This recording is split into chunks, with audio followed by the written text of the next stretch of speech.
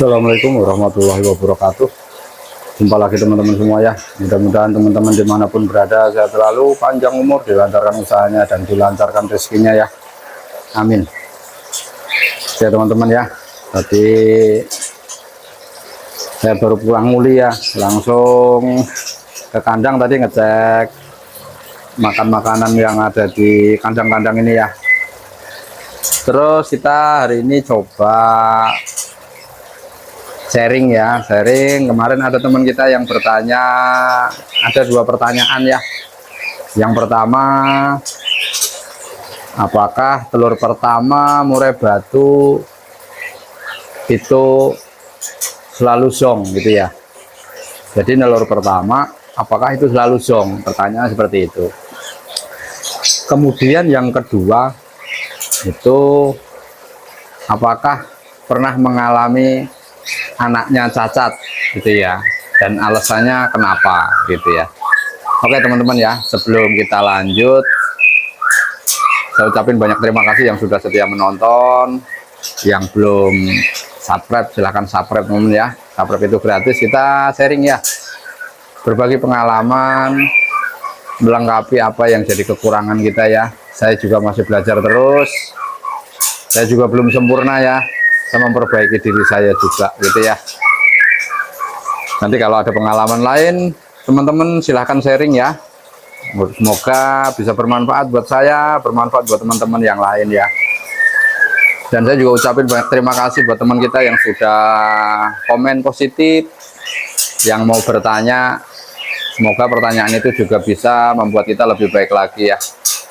Oke, jadi pertanyaan yang pertama, saya pernah mengalami teman-teman ya,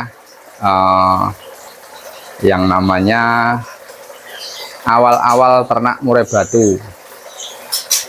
Apakah telur pertama murai batu itu selalu zong gitu ya? Jadi sepengalaman saya pernah mengalami pertama telur zong, pernah. Pertama kali burung itu bertelur langsung jadi juga saya pernah. Artinya kita bisa ambil kesimpulan teman-teman ya. Jadi nggak selalu telur pertama itu zong itu juga belum tentu gitu ya. Ada juga yang langsung jadi ada. Jadi yang zong itu kemungkinan pertama, jadi banyak faktornya teman-teman ya. Bisa saja dia hanya telur pakan, jadi tanpa kawin ya sama jantannya. Jadi betinanya birahi duluan, jantannya belum, akhirnya si betina nelur ya. Walaupun nelur dan dierami dan ada jantannya, itu nggak akan jadi karena tidak dibuahi, si jantan tidak mengawini si betina ya. Itu kemungkinan pertama. Kemungkinan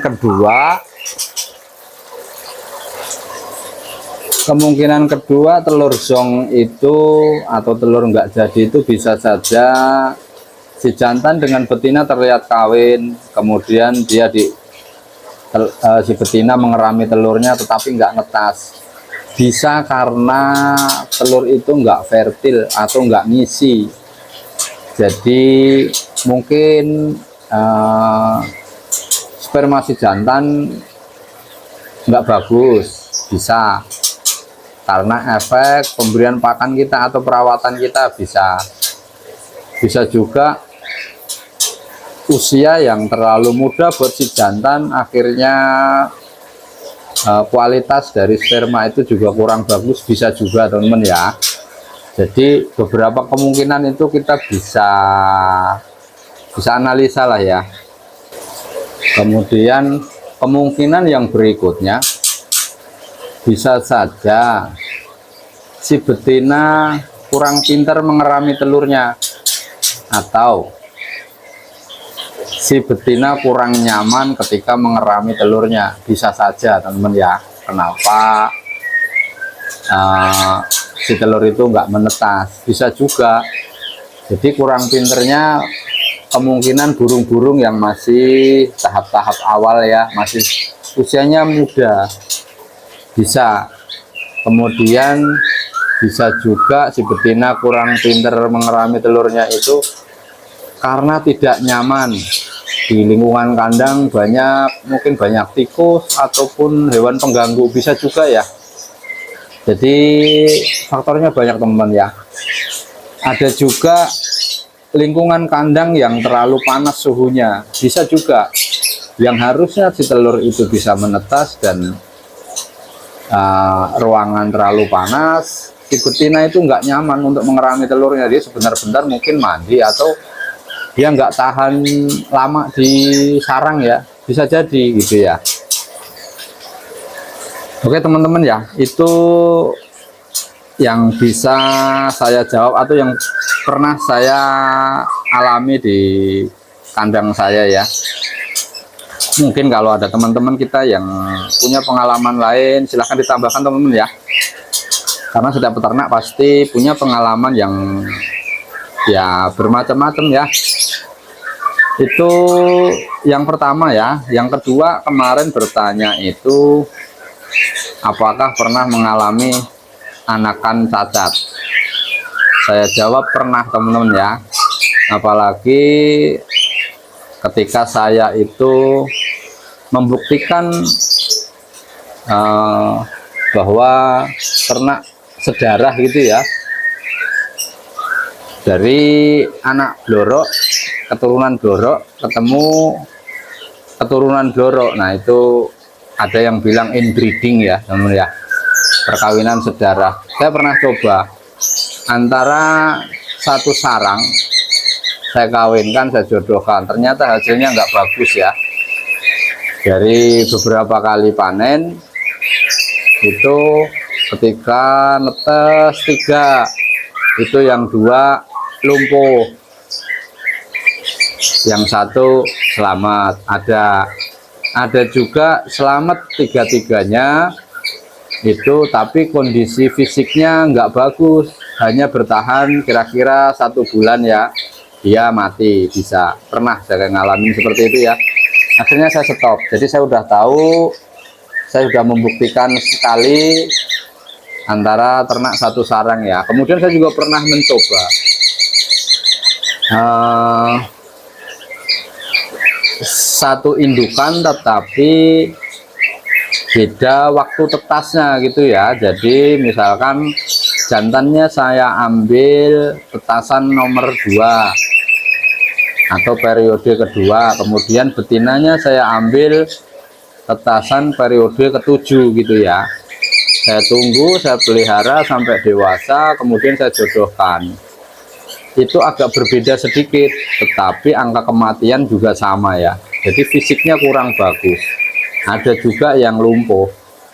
Jadi artinya dari satu indukan itu darah si jantan maupun betina itu ya, sepengalaman saya, yang bisa atau potensi besar menimbulkan cacatnya si anak ya.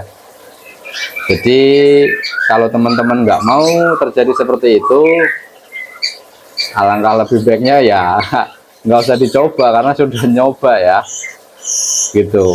Jadi kurang efektif teman-teman ya. Kalau teman-teman ingin menghindari anakan yang cacat ya, hindarin ternak dari satu indukan ya itu. Kemudian apakah penjodohan sedarah itu selalu seperti itu? Saya udah nyoba 2 kali ya seperti itu teman ya. Tapi kemungkinan anakan itu cacat, lumpuh dan sebagainya atau kematian walaupun beda induk ya tetap ada gitu, tapi sangat kecil teman ya. Jadi dari anakan yang berbeda indukan, berbeda trah kita jodohkan, yaitu angka kematian atau lumpuhnya itu ya kecil. Jadi banyak yang selamat, banyak yang sehat gitu ya. Kemudian dari segi fisik, ketahanan fisik dari si anakan ini ketika dijodohkan atau hasil penjodohan yang satu darah gitu, itu sangat jauh fisiknya sama yang beda terah gitu teman-teman ya. Jadi lebih bagus yang berbeda indukan. Tapi teman-teman banyak yang punya pengalaman itu katanya ternak satu darah atau inbreeding, apalagi yang terahnya terah blorok ya, itu bisa menghasilkan anakan yang bloroknya lebih ekstrim itu ya. Jadi ya bisa jadi gitu. Saya juga pernah dapat anakan itu yang selamat blorok, dan yang nggak selamat juga pernah keluar blorok karena terahnya juga terah blorok ya. Saya juga kurang ini ya teman-teman ya, kurang srek gitu ya, kurang seneng juga ya ketika ternak itu satu sarang atau satu saudara gitu ya, itu dijadikan materi ternak, karena ya lumayan menguras pikiran kita. Sebentar-sebentar ada saja yang anaknya mati, terus keluar itu cacat ya, lumpuh, rata-rata lumpuh teman-teman ya. Jadi kakinya itu kayak semacam kram gitu ya, kaku. Dan pada saat buat video ini teman-teman ya, saya ada satu kandang, saya masih penasaran pengen membuktikan atau pengen punya pengalaman baru gitu ya. Saya ada di kandang 4 itu, jantannya satu saya jodohkan dengan 4 betina cucunya ya, karena saya belum pernah membuktikan hasilnya seperti apa, makanya saya pengen coba ya. Nah ini uji coba saya teman-teman ya. Ini kakek, nih kakeknya, ini ada darah bloroknya juga tuh, masih ada selap di sayapnya sama blorok-blorok dikit itu ya. Tadinya bloroknya lumayan banyak, tapi pas mabung ini jadi bloroknya banyak yang hilang ya. Dan ini 4 cucunya ini yang 2 itu tetasan periode kalau nggak ke-7 ke-8 teman-teman ya. Kalau yang 2 lagi ini saya udah lupa ya, ini tetasan keberapa ya dari anaknya dia ini ya. Kalau sekitar 15-an mungkin ada teman-teman ya, 15 periode gitu ya. Jadi yang satu agak jauh ya, satunya agak dekat gitu ya. Jadi tetasan ke-7, periode ke-7 sama yang lebih dari 7 itu ya. Kita akan coba, dan ini udah 2 ada yang bertelur ya. Satu bertelur di itu, dua-duanya yang gelodok pohon itu ya teman-teman ya. 1, 2 itu. Yang 2 angrem di situ. Kalau yang 2 belum berhasil angrem. Nanti kita tunggu hasilnya apakah bisa, ya semoga aja netas gitu ya. Nanti kita lihat hasilnya teman-teman, kita buktikan ya seperti apa. Namanya juga kita belum punya pengalaman itu, makanya kita coba ya untuk nyari ilmu baru atau pengetahuan baru ya. Itu bagi saya teman-teman, makanya saya penasaran, saya coba gitu ya. Jadi kakeknya blorok, betinanya dulu ibunya si itu juga terah blorok. Nah anaknya warna biasa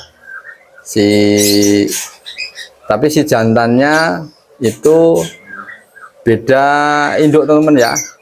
Jadi bukan anaknya ini si jantan, yang anaknya ini itu yang betina menghasilkan anaknya ini ya.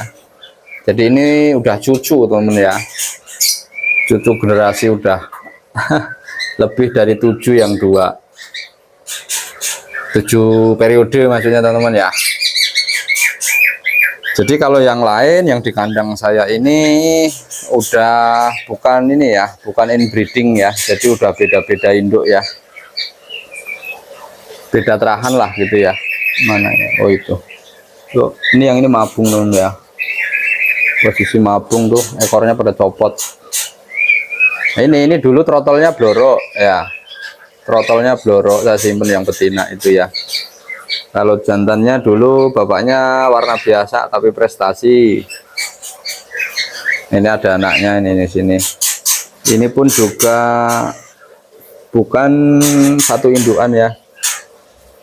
Ini beda indukan. Anaknya bagus-bagus semua teman-teman ya.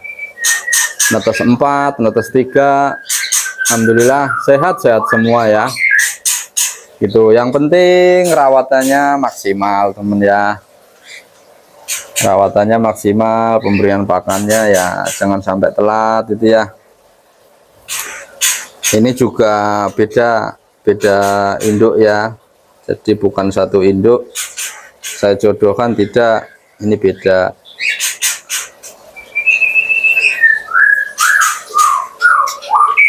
Oke teman-teman ya, jadi itu sebagai gambaran ataupun jawaban yang teman-teman kemarin tanyakan ya. Semoga yang nanya kemarin nonton ya. Nanti kalau belum jelas atau penjelasan saya ada yang kurang, bisa ditambahkan, tanya lagi, atau teman-teman ada pengalaman lain ya, silahkan. Kita saling mengisi teman-teman ya. Saya hanya sharing pengalaman pribadi, kita saling melengkapi teman-teman ya. Jangan lupa like, komen, dan subscribe. Saya ucapkan buat teman-teman semua, semoga tambah sukses usahanya, tambah lancar rezekinya ya.